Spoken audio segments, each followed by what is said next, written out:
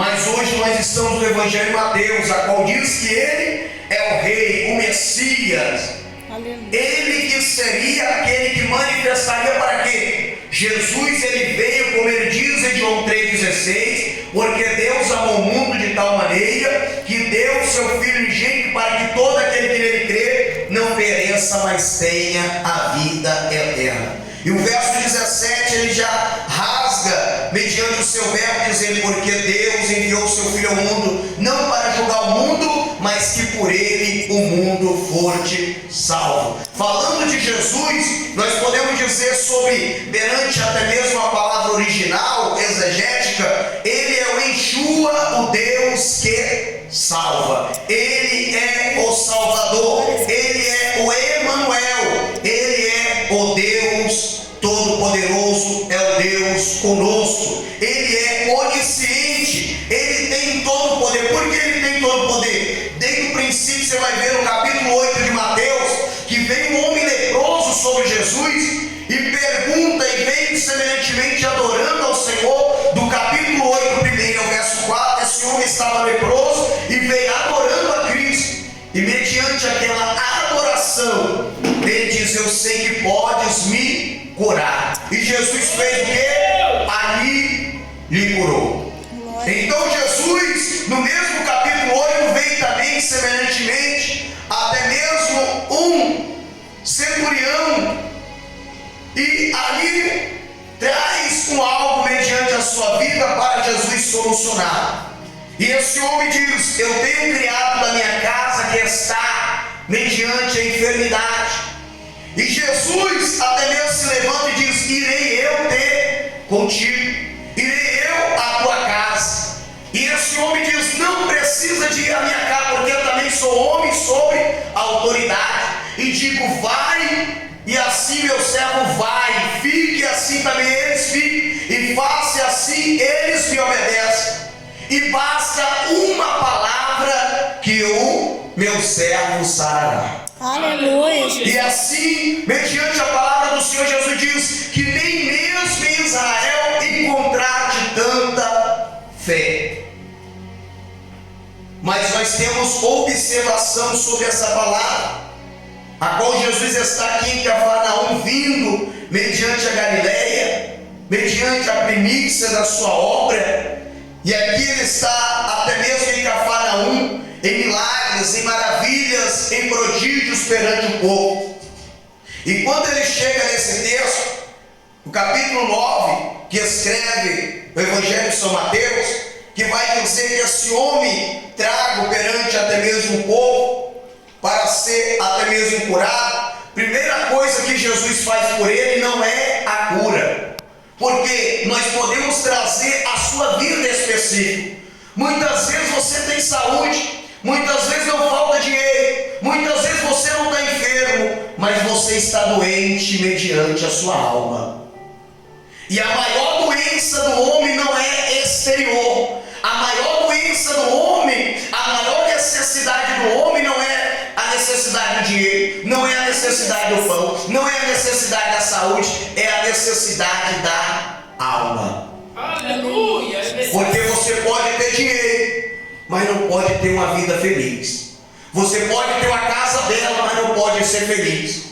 Você pode ter um carro bom, mas não pode ter felicidade. Por quê? Porque se a alma não está confortada, a sua vida não é plenamente perfeita. Aleluia, é verdade, Jesus. E o que veio gerar esse homem, observando sobre essa palavra, a estar enfermo semelhantemente, foi o pecado. Porque o Senhor diz: perdoados são seus pecados. Porque muitas vezes nós até mesmo temos saúde, mas se o pecado estiver à porta, ele gera consequência. Mas como Jesus se manifestou, como diz Paulo em Romanos 3, versículo até mesmo 23, que todos estavam debaixo do pecado, destituído, distante da glória de Deus. Mas, como diz a palavra do Senhor, mas para isso se manifestou o Filho de Deus, como diz em Epístola de João 3, verso 8, que todo aquele que pratica o pecado é filho do diabo. Mas Jesus se manifestou para desfazer toda a obra do diabo. Então nós entendemos sobre essa palavra que esse homem estava doente por causa do seu ato pecaminoso, porque Jesus, ele poderia até mesmo estar sofrendo um ato mediante a sua nascença, mediante até mesmo a vinda perante esse mundo. Porque a Bíblia diz no Evangelho de João, capítulo 9, que o discípulo pergunta a Jesus: quem pecou, ele ou vossos pais? E até mesmo Jesus diz: nem os seus pais, nem ele pecou, mas isso, mediante até mesmo aquele homem cego, se manifestou para a glória de Deus. Aleluia. Jó não pecou, mas Deus permitiu que o diabo atacasse, que o diabo afligisse, que o diabo lhe tocasse em tudo, menos na sua alma. Mas porque Jó não renunciou, porque Jó até mesmo não retrocedeu, porque Jó tinha uma fé fundamentada. Aleluia, Jesus. Então, meus irmãos, essa palavra, trazendo aqui sobre até mesmo uma história sobre as nossas vidas, eu passei por muito tempo de aflição, eu passei por muito tempo de angústia, eu passei por muito tempo de tristeza, de lágrima, de lepra. Por quê? Porque o pecado estava na minha vida. E quando o pecado está sobre a sua vida sempre está doente, a sua vida sempre está declinada, desfalecente. Mas a partir do momento que você toma essa atitude, como esse homem, de buscar Jesus, de querer a cura, de querer mudança, de querer vivenciar o renovo para a sua vida, Jesus, ele primeiro age naquilo que é a maior necessidade para a sua vida. Ele vai te perdoar, e também depois do perdão, ele vai agir na tua saúde, ele vai agir na tua necessidade, ele vai suprir tudo aquilo que você necessita. Aleluia, Deus. Glórias a Deus.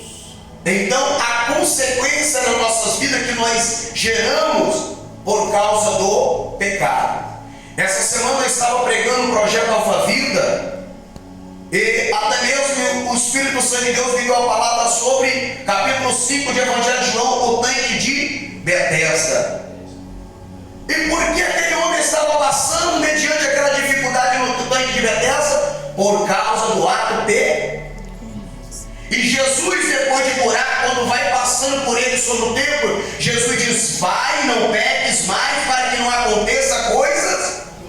Então, o pecado já tinha gerado consequências. Jesus ainda falou: não peques mais, depois de estar curado, para que coisas piores não aconteçam. Então, nós temos que sempre entendermos: nós não estamos imunes porque somos cristãos de sofrer doença, de passar necessidade, de termos aflições, de passar dificuldade. Nós não somos imunes dessas coisas, porque Jó era um homem íntegro, reto, temente a Deus, que se desviava do mal, mas perdeu 10 filhos, perdeu bens, perdeu até mesmo saúde, mas Jó em nada retribuiu falta ao Senhor. Aleluia. Porque, irmão, a Bíblia diz em até mesmo 1 Coríntios 10, 13, que não vem em nós tentação senão humana, mas Deus tem a sua balança e não vai deixar você até mesmo sofrer acima do que você não suporta. Antes da tentação, Ele vai te dar a porta de escape. Aleluia. Ele sabe da sua balança, Ele sabe o limite a qual você consegue suportar. É por isso que ele diz em até mesmo Evangelho de Cristo, Mateus 11, 28 ao verso 30, quando ele fala: vinde a mim cansado e oprimido, e eu vos aliviarei. Aí você vai ver a narrativa do texto descendo, dizendo: tomai sobre vós o meu jugo e aprendei de mim, que sou manso e humilde de coração, e você vai encontrar descanso para vossas. Ele teria dizendo: porque o meu jugo é suave e o meu fardo é leve.